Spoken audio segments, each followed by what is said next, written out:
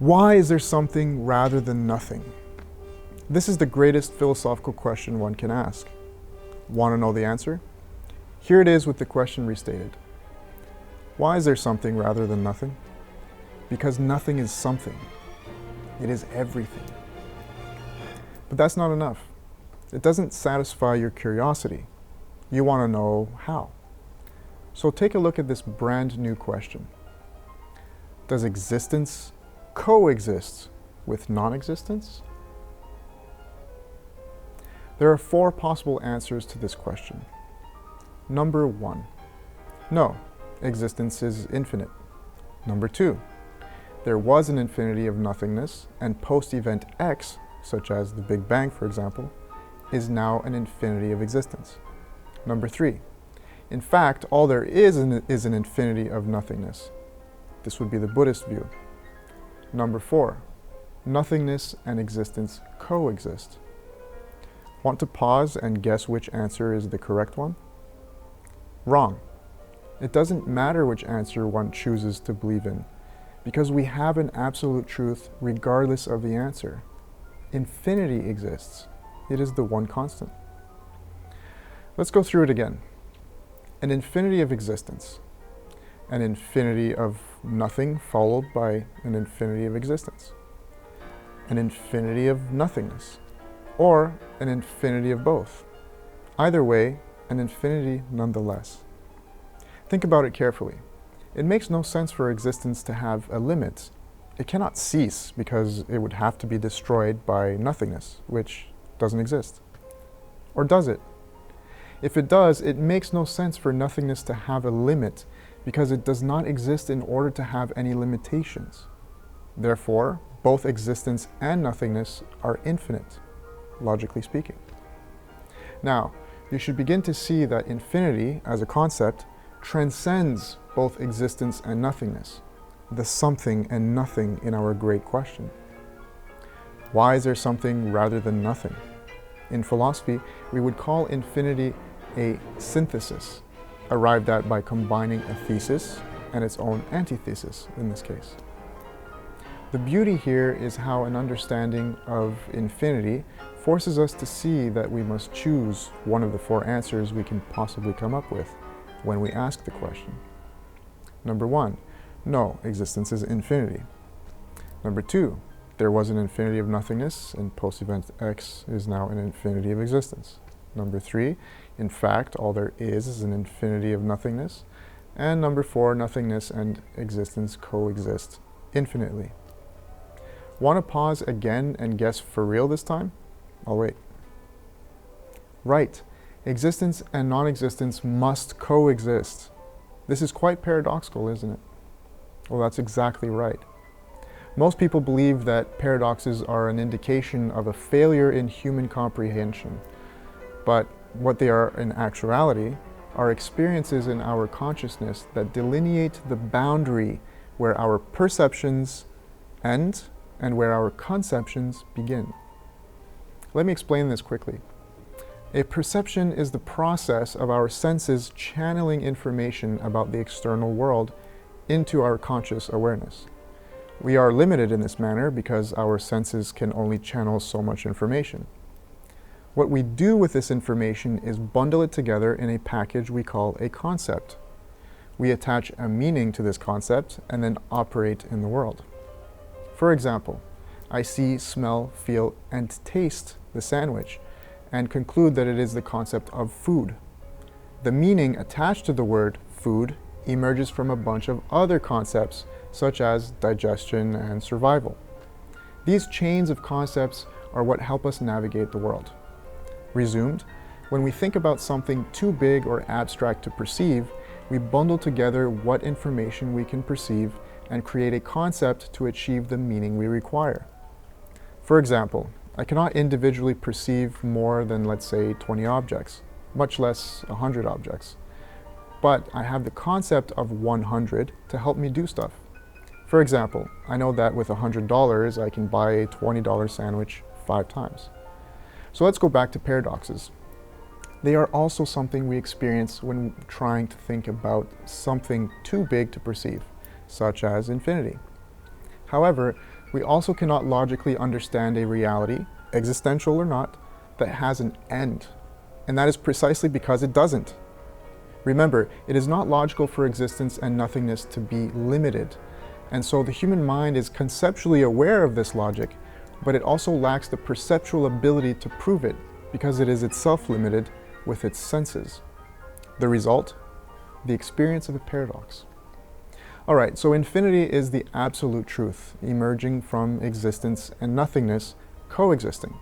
And we experience this truth through a paradox. Want to see what this massive paradox looks like? Incoming 3, 2, 1. In fact, this isn't just one paradox. It is a paradox within a paradox within a paradox. Let's break it down. But first, we need to understand what kinds of paradoxes exist. There are the veridical, falsidical, dialetheia, and antinomical paradoxes. For our purposes, we will just look at dialetheia and antinomy. Thanks to the Greeks, we have words that describe complicated things in a simple way. Look at this. Anti, meaning against, and nomos, meaning law. Against the law. Paradoxes certainly break laws, but not in actuality, only in our minds. The antinomy, then, is the paradox that breaks the law of the excluded middle, which states that the truth must either be the proposition or its negation, but never both. Let's try a thought experiment to observe this law being broken. Take the proposition that there is no absolute truth. Is this statement the absolute truth? If it is, and it says that there is no absolute truth, then there is an absolute truth, that there is no absolute truth. But it says there is no absolute truth, so the statement itself cannot be absolutely true. And this goes on forever. It is a self-negating statement, and yet it is possible to make. This is a metaphysical event because it allows for something impossible in the physical world to become possible in a non-physical way. Existence and non-existence seem to emerge in the same way. One cannot exist without the other, and so they are an antinomy because they break the logical law that either one must be, not both. But reality doesn't care what laws we think it should respect. These laws are only self-imposed by our limited minds. Okay, so now the question is, how are they both true? Existence and nothingness. How do they coexist, in other words? The answer is through another paradox, the dialetheia.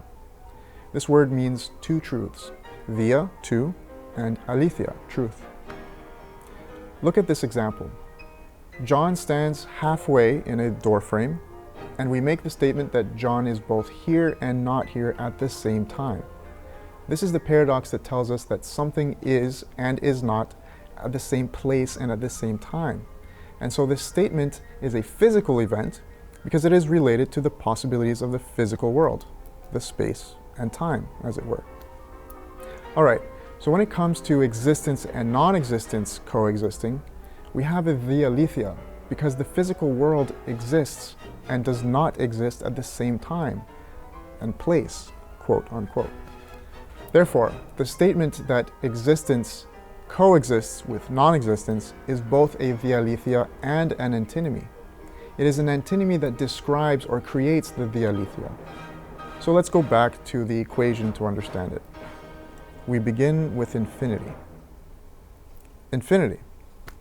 It is an antinomical paradox as well, because it is a series of beginnings and endings that itself has no beginning or end.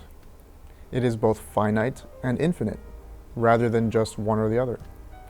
Then we have this little grouping here. A stands for existence, and DT stands for the dialetheic paradox of coexistence between constructs and their own negations. This symbol means parallel with, and X stands for an unknown variable representing nothingness. So let's break that down. One would rightfully ask here, why not just have existence plus non-existence, A plus X? Well, the reason is that, logically speaking, you cannot add existence plus nothingness, Nothingness does not exist in order to be added onto to begin with, logically speaking. Then we would ask, why not have existence in parallel with non-existence directly? Well, A in parallel with X. We could, but it wouldn't explain the how this happens. The coexistence paradox is the element of consciousness that is there to understand that existence can coexist with something. But we need to dig a little bit deeper. Can existence coexist with anything? Again, logically, existence A and existence B could not both exist because existence is a singular state, and we would need to separate it in two in order to have A and B. But the only way to separate existence in half would be with a nothingness between them, and it does not exist in order to do that. So existence A cannot logically exist with an existence B. Therefore, we add existence to our paradoxical awareness of the concept that existence coexists, not with the illogical concept that it coexists with anything.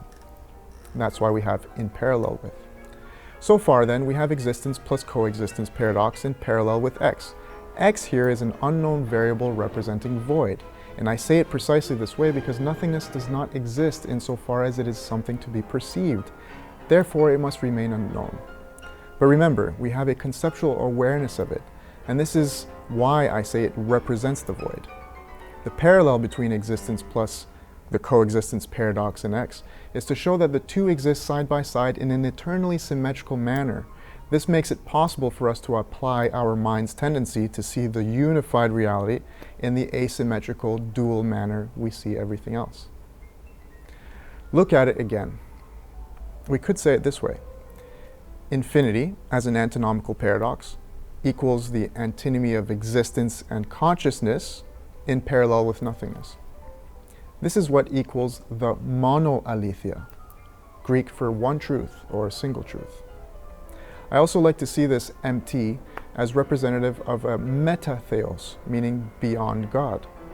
In other words, by going beyond God, the metatheos, with the infinity limited, which is this equation, we see the single unified absolute truth. This truth that infinity is absolute. So one more time, why is there something rather than nothing? Because nothing is something. It is everything. Existence necessarily includes nothingness to be complete, and it does it through consciousness. We cannot prove it physically, but then again, it is not something that needs to be proven. It is an a priori truth. But let's back up. That might be the greatest question ever, but it's not the most important.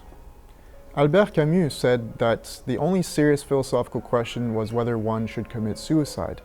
And this is because his conclusion was that there is no clear answer to the great question, because it is simply absurd on its face. Is it still absurd now? I mean, we still need an answer as to what the absolute purpose for all of this is, and also how we should live our lives. There is an answer, and it does come from the infinity limited, but I will not explain it now because I would be beginning to describe everything in this theory of everything, and that would take an infinity.